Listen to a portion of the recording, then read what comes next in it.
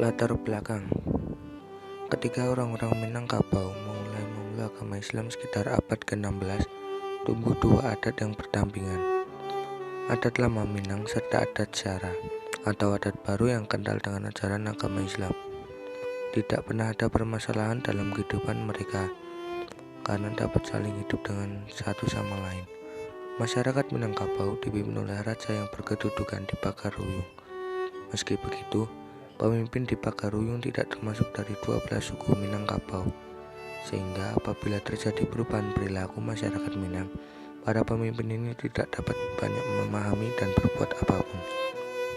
Pada perkembangannya, perubahan kebiasaan masyarakat Minangkabau mengarah pada kebiasaan yang berlawanan dengan ajaran Islam, seperti judi, sabung ayam, dan mabuk-mabukan. Para ulama atau patri merasa harus berbuat untuk menghilangkan kebiasaan buruk masyarakat ini. Penyebab terjadinya perang patri. Perang patri disebabkan antara lain adanya ulama-ulama yang ingin memberantas kebiasaan buruk. Upaya itu harus direalisasikan, meskipun dengan jalan kekerasan. Pada tahun 1803, 3 orang haji pulang dari Mekah, Haji Miskin, Haji Sumanik, dan Haji Piobang, yang telah menyaksikan gerakan Wahabisme di Arab, berupaya untuk membersihkan kebiasaan-kebiasaan yang bertentangan dengan Islam di Minangkabau. Haji Miskin membakar tempat sabung ayam di Pandai Sikat. Hal ini menyebabkan kemarahan masyarakat. Ia melarikan diri ke kota Lawas dan dilindungi Tuanku Mensiangan. Haji Miskin kemudian mendatangi Tuanku Nanrenja dan membentuk Harimau Salapan atau 8 ulama untuk melawan kaum adat. Kronologi perang. Periode pertama tahun 1815 sampai 1825. Pembentukan Harimau Salapan mendapatkan respon dari kaum adat yang semakin keras menolak untuk menerima ide Islam dan mempertahankan apa yang menjadi kebiasaan mereka. Sementara tidak sedikit pula pembesar-pembesar yang menerima ide-ide patri sehingga eskalasi gerakan menjadi semakin besar dan tidak terkendali. Puncaknya, kaum patri dipimpin Tuanku Pasaman menyebuh Pagarayung pada tahun 1815 dan menyebabkan Sultan Arifin Muningsyah harus menyingkir dari wilayah tersebut. Pada tahun 1821, kaum adat meminta bantuan kepada Inggris, namun pada saat itu Stamford Raffles telah mengincar pembukaan pelabuhan di Tumasik yang dikuasai Belanda, sehingga arah bantuan diubah kepada Belanda tanggal 10 Februari 1821. Presiden Lubui dan Tuanku Suraoso meminta bantuan kepada Belanda dengan ganti konsesi beberapa wilayah di Minangkabau. Letnan Kolonel Draaf datang pada Maret 1822 dan sukses menduduki Batu Sangkar dan Luha Agam. Namun serangan terus-menerus dari Tuanku Nanrenceh membuat Belanda harus kembali ke Batu Sangkar. Benteng Van der Kapellen didirikan sebagai posisi baru Belanda di Pagarayung, namun kematian mendadak Raaf pada April 1824 membuat gerakan Belanda terhambat. Sementara itu, pada September 1824, Mayor Lemlin menguasai beberapa wilayah di Luha Agam. Lemlin yang kemudian gugur pada bulan Desember, sehingga pergerakan Belanda kembali terhenti. Periode kedua tahun 1825 sampai 1830. Meletusnya Perang Jawa pada tahun 1825 membuat Belanda harus memikirkan ulang berlarut-larutnya Perang Patri. Kolonel Stuart berhasil membuat kontrak dengan kaum Patri yang dipimpin oleh Tuanku Keramat. Perjanjian dilakukan di ujung karang dan ditandatangani pada Padang 15 November 1825. Menyatakan bahwa Belanda mengakui kedudukan para tuanku di beberapa wilayah dan meminta untuk menghormati kepentingan satu sama lain di wilayah tersebut. Perjanjian ini memberikan kelegaan terhadap Belanda untuk dapat membawa sebagian besar pasukan ke Jawa. Di sisi lain, kaum patri memanfaatkan ini untuk mengkonsolidasikan kekuatan dan memperbesar pengaruh ke berbagai wilayah. Menjelang tahun 1830, ketegangan kembali memuncak. Periode ketiga pada tahun 1830 sampai dengan 1838. Pada periode ketiga, Belanda kini dapat memusatkan seluruh kekuatannya untuk menaklukkan Minangkabau. Belanda berhasil menduduki Pandai Sikat dan Lintau yang merupakan posisi kuat patri. Belanda kemudian mendirikan Fort de Kock di Bukit Tinggi. Tuanku Lintau dan Tuanku Rau menjadi tokoh harimau salapan selanjutnya yang dikalahkan Belanda pada Januari 1833. Pada bulan yang sama, garnison Belanda diserang dan menewaskan 139 serdadu. Hal ini menandai kompromi antara kaum Adat dan kaum Badri, sehingga Belanda kemudian menangkap Raja Pagaruyung, Sultan Tangka Alam Bagagar. Menghadapi seluruh masyarakat Minangkabau, Belanda menggunakan sedikit konfrontasinya dengan mengeluarkan plakat panjang, pernyataan bahwa Belanda datang hanya untuk berdagang.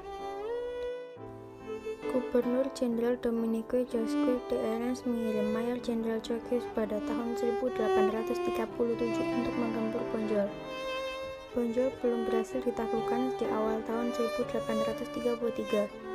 Belanda mengepung benteng Bonjol selama 6 bulan sejak Maret sampai Agustus 1837. Pada bulan Agustus, benteng berhasil dijatuhkan dan Imam Bonjol melarikan diri. Kekuatan terakhir kaum Padri berhasil runtuh dan tidak dapat bangkit kembali setelahnya. Berikut ini tokoh-tokoh perang. 1. Tuanku Imam Bonjol. Tuanku Imam Bonjol adalah salah satu dari ulama besar yang memimpin gerakan Padri. Ia dianggap sebagai tokoh yang kuat karena memiliki kedudukan yang kuat berupa benteng di atas bukit wilayah Bonjol. Setelah Tuanku Nan Renceh wafat, ia menggantikan sebagai panglima perang. Imam Bonjol menyerahkan kepada Belanda pada 1837 setelah kesulitan menyatukan pasukan yang tercerai-berai. Ia menyesalkan kekerasan yang dilakukan oleh kaum Padri kepada kaum Adat dalam rangkaian perang tersebut. Imam Bonjol wafat pada 8 November 1864 di Lota, Minahasa, tempat pengasingan terakhirnya. 2. Tuanku Pasaman. Tuanku Pasaman adalah salah satu dari harimau selapan yang memimpin gerakan Padri. Ia bertanggung jawab atas serbuan Padri ke istana Pagaruyung yang menyebabkan Sultan harus menyingkir dari Minangkabau. Serangan ini menjadi rangkaian awal dari konflik Padri Adat sebelum terlibatnya Belanda. 3. Tuanku Nan Renceh. Tuanku Nan Renceh adalah salah satu ulama yang kuat pendiriannya terhadap penggunaan jalan kekerasan dalam gerakan Padri. Ia bertugas menjadi pimpinan gerakan sekaligus panglima perang. Setelah wafat, digantikan oleh Tuanku Imam Bonjol sebagai panglima perang Padri. Tuanku Nan Renceh berjasa dalam menyebarkan ide-ide gerakan Padri kepada pembesar Minangkabau. 4. Mayor Jenderal Kokius. Mayor Jenderal Kokius adalah perwira tinggi Belanda yang ahli dalam penerapan taktik benteng stelsel.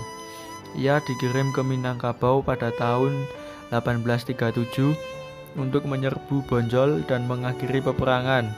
Kokius memerintahkan penyerangan besar-besaran terhadap benteng Bonjol selama 6 bulan, yaitu Maret sampai Agustus 1837. Pada awal Agustus baru Belanda dapat menguasai keadaan. Benteng Bonjol jatuh pada 16 Agustus 1837 dan Imam Bonjol melarikan diri.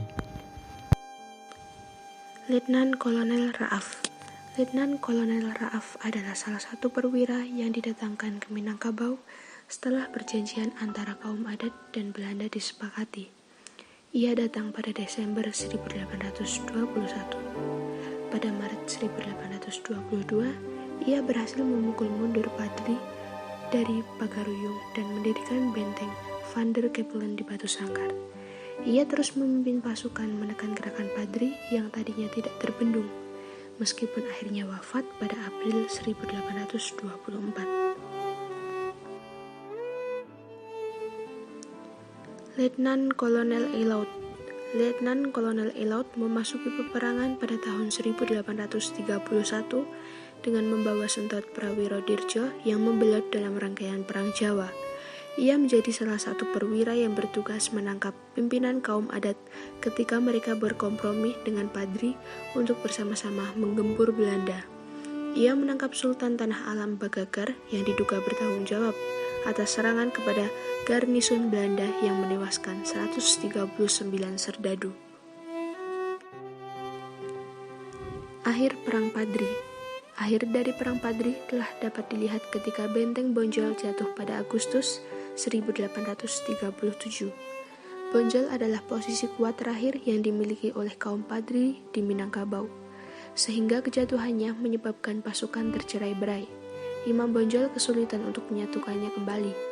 Pada Oktober 1837, Belanda berhasil menangkap Imam Bonjol yang kemudian diasingkan ke Cianjur pada Januari 1838. Perang masih berkobar sampai Belanda berhasil menduduki Rokan Hulu yang diduduki oleh Tuanku Tambusai. Kerajaan Pagaruyung serta wilayah Minangkabau kemudian masuk ke bagian Pax Netherlandica.